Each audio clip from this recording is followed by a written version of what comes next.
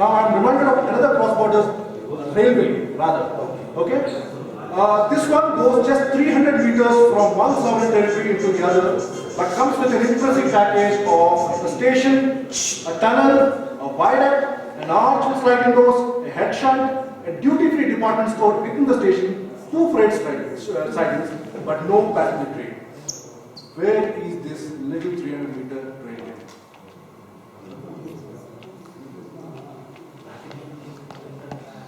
It's a cross-border railway, starting from one sovereign state to the another state. Within the other state, it's just 300 meters, and that's the only railway in that country. Between your house and in-laws house? Yeah, sure. That's what. You can say that, right? And because you are traveling there, there is no passenger. If someone says Korea, you won't act that. Singapore, Is it Malaysia. Korea? Is it Malaysia? Singapore, Malaysia. No. You have to think logically here. You have to think logically. This country has only 300 meters and it doesn't have a passenger train. Vatican. Vatican! That's the station I talked about. Vatican.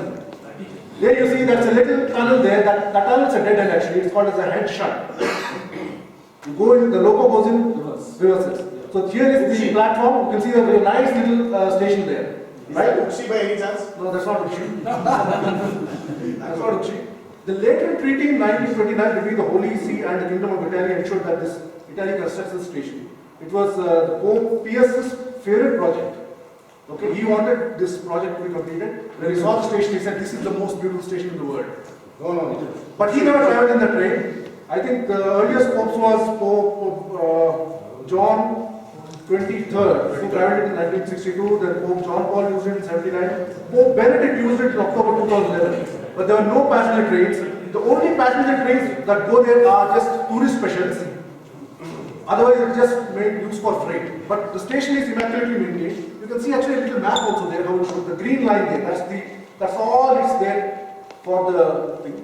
But there is an official name for that. It's called the Vatican State Railway. No trains, no staff, but official railway is called Vatican State Railway. There are some nice pictures. Is it synonym something like No, it's just the one Vatican State Railway. We have 300 meters? Yeah, just 300 meters. 800 meters inside Italy with Rome St. Peter's terminus and 300 meters with Vatican. But on the Italian side, there are services. No, this is just a Spur line from Rome St. Peter. The spur is 800 meters in Italy, 300 meters in Vatican. That's all. What's the purpose of it? You don't ask me, sir. This is the Pope's. You have to ask God. When the Pope decides, Italy disposes. That's it. It carries dope for the Pope. Yeah, go for the Pope. But you also must be not connected to the main line at all. It's connected only at Rome St. Peter's. That's it. Pope is a rail fan therefore, right? Yes. Pope is railway. So he wanted a station, he had a station. And they have a department store in that. Beautifully. Okay? Now, let's go forward. This is a very special station for a special person. Let's say the Pope. Look at this station and tell me, where is this station? Sorry. I want the exact location of the station. Situane. This is under the Vault of Astoria, New York. Brilliant. 951 line?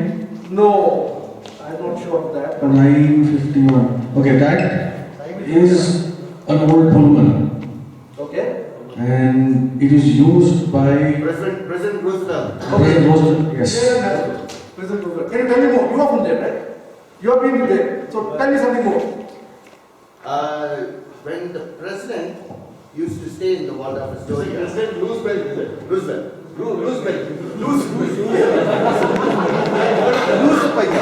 Okay. Who's bed like bed? Let's try to bed for a while. Yeah. When the president needed to get back to Washington rather secretly, Okay.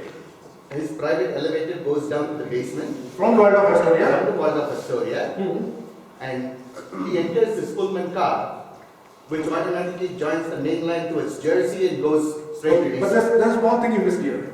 The elevator is a special elevator. It's a huge elevator. A car fits into it. The Pierce Arrow. He had a Pierce Arrow limousine, which fit into this train. Okay. For some reason, it was too costly for those people to remove this train. It still exists there. still exists there. This line is existing, but there are a lot of construction happening. This is exactly below the Waldorf Astoria. The reason the car went up to his room was because he was handicapped. Exactly, that's what it's looking for. He could have carried a medical license. That was the point I was looking for. He was handicapped, he was polio affected, he didn't want his people to see him that way. So the car came out of the train, went to the elevator, went to the Waldorf Astoria garage. And the reverse, what he said, that happens. And we speak about servants being attached to Absolutely. Okay. Now, we are talking about special trains here. I want to ask you, have you heard of Ferdinand Magellan? Ferdinand Magellan? Yes. But in this context, what is Ferdinand Magellan? Is it under the line? No. Okay, Jayant, you can come back again. Have you heard of it? No. It's Comparison between this and Magellan? no, Ferdinand Magellan. It's a national treasure in the US right now. Bigger than Monica that we speak? You heard of Air Force One? Yes. So what is Ferdinand Magellan? Rail coach one. The presidential car. It's the royal, it's the rail car one. That's what it is. It's the rail car one. This was a train or a special coach, Ferdinand Magellan. Rail car served as the official presidential rail car from 1943 to 1958. It was called as US car number 1. Can you guess who built it? I see. No, what famous company who built that? No, I see. No doubt about it. No. This road is from Nilgiri. It is ICF. Washington. Pullman, that's right. Ian Manning is right. It's Pullman. Pullman built that car specially for private vehicles. But then they decided that Franklin Roosevelt needed protection even while he's traveling. So they made this into a special car. And one of the important things in this car was this car does not sway. You know that? It does not sway or it does not rock. Because it does not run basically. No, it's not. Do you know why? Why they built it in such a way, they reinforced it in such a way that it does not rock? Because he was handicapped. Exactly. He was in a wheelchair, they didn't want him to follow the wheelchair. They don't want him to follow up with the rules. Which museum? Wedges लगाने का. Which coach is there now? It's It's Washington. CGRM. Rail Museum. CG Rail Museum. I don't know, somewhere right. GC Rail Museum. Is it there? ये लिखा है ना GC Rail Museum. Okay. Now there is a gentleman over there. Do you know who he is? He's standing on Ferdinand Magellan's balcony there. Ferdinand Magellan's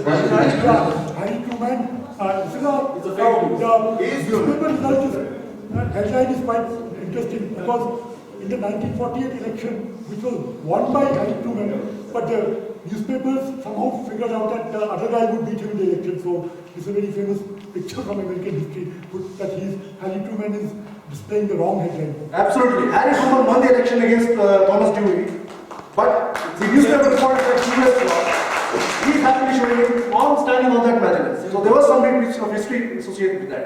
Now there's a incident about Thomas Dewey also. He was not a very likable man as far as the press goes. So this gentleman also traveled by train during his campaigns. In one such campaign, he actually was standing in a similar kind of a railing and he was saying goodbye to everybody.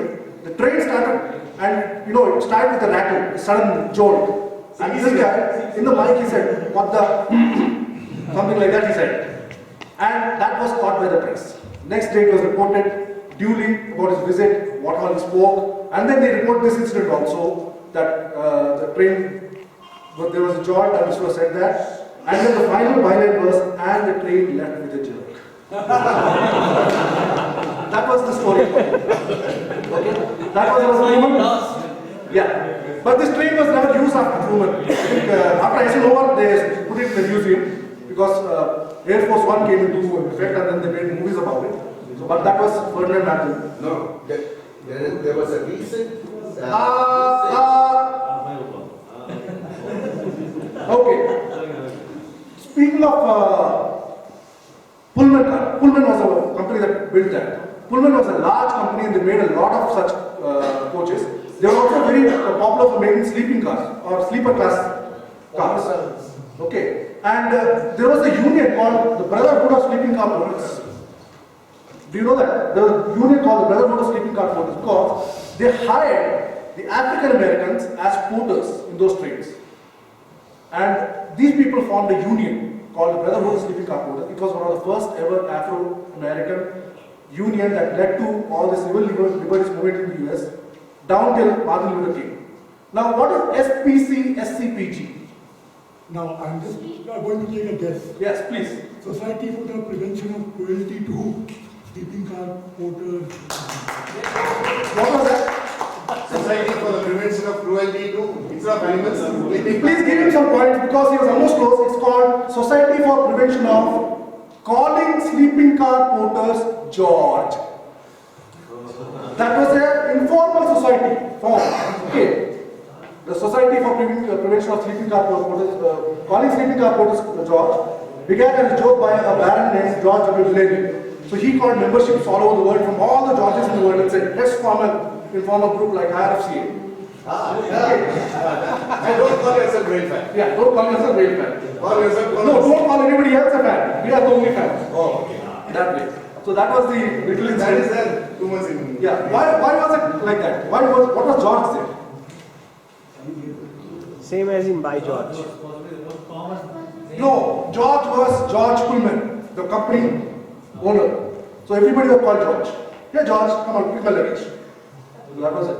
So there was an informal society also for that. Okay. Now coming to Jayan's thing. What was this? What is this? It's a Pullman car, right? But there's a name to this. And it was in use sometime ago. Which is blue. Some special code for blue tea. No, this was the last jet car to be removed from Vrindavan Express. You were doing the scoring, that's what yourself for that. 06152 our Vivek Samul Dabba Arogya. 06152 is my age. Well, of course, South Africa is famous for blue train, but that's the wrong country. That's correct. Blue train. Blue train. No. This is actually a George 300 coach. It's a Pullman car again. It's called George 300. We came from George, right? So we have to jump into something else. So that's the George 300. Do you know who was the last person to write this? Is this the train No. Brilliant. traveled after? That was a train. So there's a complete circle here. These porters, they're all African American porters. They were never allowed to travel in the Pullman car, but they were only allowed to work as porters. Right? And they had a really shoddy life. They were called George. And here is a George who is actually traveling in it as a president, and there is a white porter standing there waiting for him. This is the George 300. It's owned by a billionaire called Jack Head, who actually uses it for all the US Masters and the tennis tournaments, etc. To transport people and horses also. Sometimes the opponents of horses. But in one case, he actually lent the car to Barack Obama. He actually traveled all the way into Philadelphia, where the sleeping car porters were usually based on. And that was like, turning over the entire history. Now, we're talking about a lot of Pullman cars in the US. Let's cross the continent because let's go to a country which used to compete until recently with the US for everything. Russia. Who is the gentleman and what is the trade? Stalin, first answer. Wonderful. No. London with hair. No. If you know your history a little, this was before, this was just after the October Revolution. No. December. January. This was in Russia, in Soviet Union, after the... No, this was a gentleman who was very powerful. Trotsky. Wonderful. Raymond Arundusamy got it right. It is Leon Trotsky. And this was his train called the war train. He actually had an entire train for his war. He used to travel to various points. There was this, Bolsheviks versus the Whites, the Reds versus the Whites. There was a civil war immediately after the revolution. So he was traveling in this train to all the fronts, bolstering people, punishing people for not fighting enough, having a set of troops within the train and making sure that the Reds won the war, the civil war. He was traveling in the train. Of course, his end was very bad. Do you know what happened to him? Axe.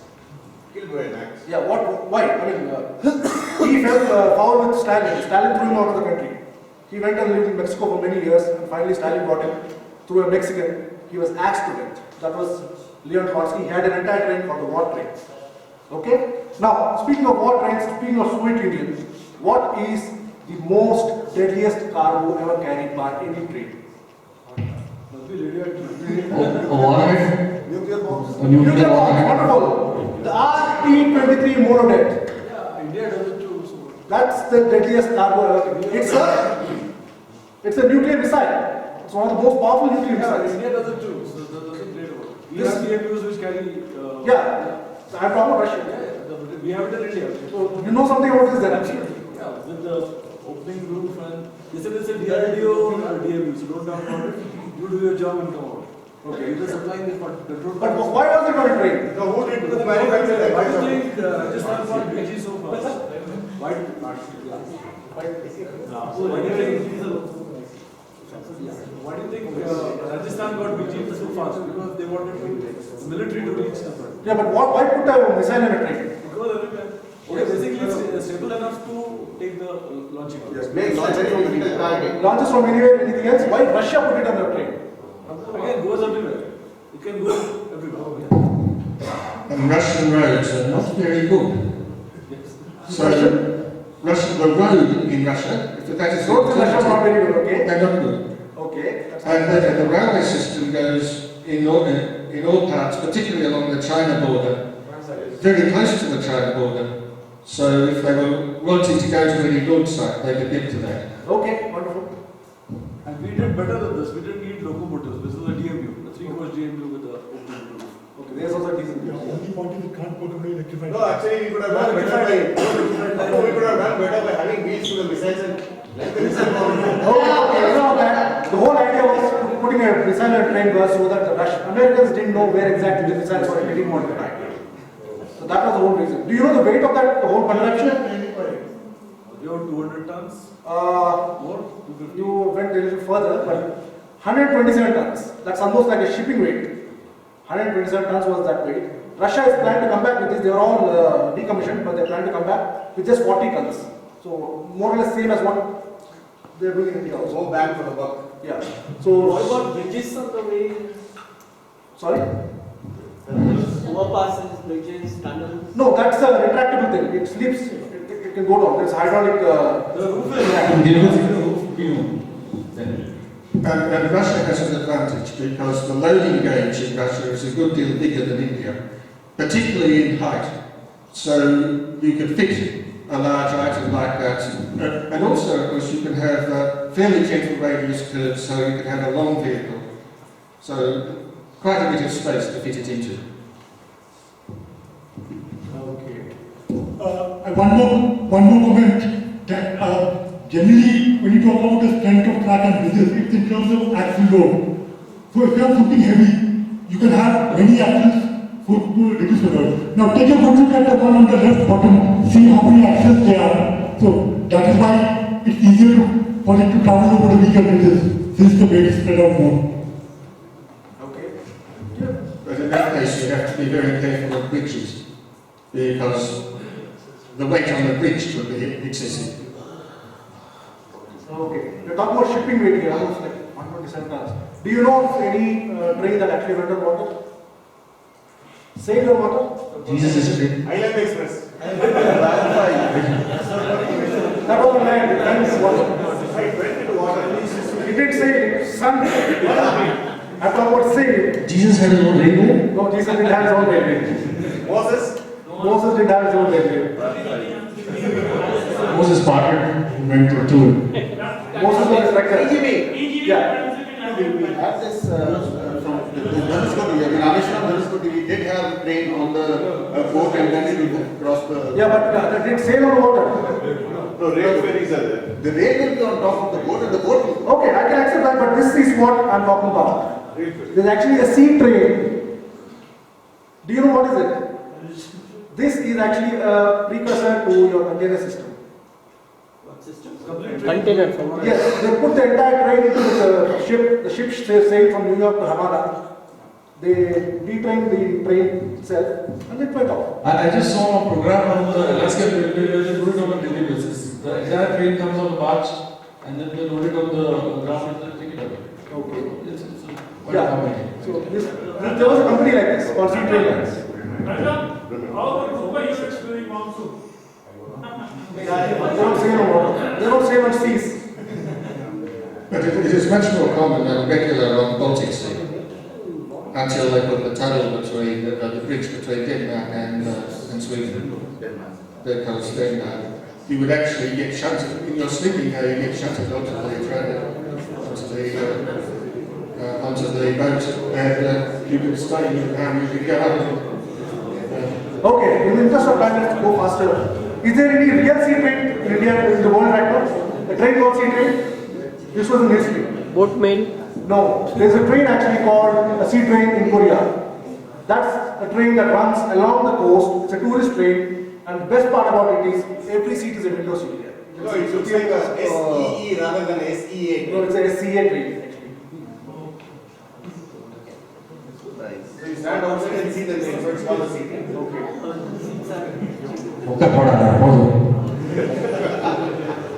So it's actually one of our friends traveling, Ranga. So there's an entire train there, which goes around the seaside for 40-50 kilometers. Everybody has a window seat and they can watch the sun. That's not a sea train. Is that a ship on the ship? That's a hotel in form of a ship. It looks like It's a hotel actually. Okay, let's go faster. Tsunami के बाद Let me में finish this. this is Colombo. Colombo. Bambalpadia station. Okay. While we are in Sri Lanka, what is Bradley Express? It's a very funny train actually. The India-Sri Lanka Match Express, No, where it carried fans. no, not quite, but close. It's actually a rugby team fans train, a special train carrying rugby fans from the train between Royal College and Trinity College. Liverpool versus Manchester United. No, Royal College and Trinity College. Have you good time? Real versus Barca. Another fight. I think we closed it. Okay, thank you.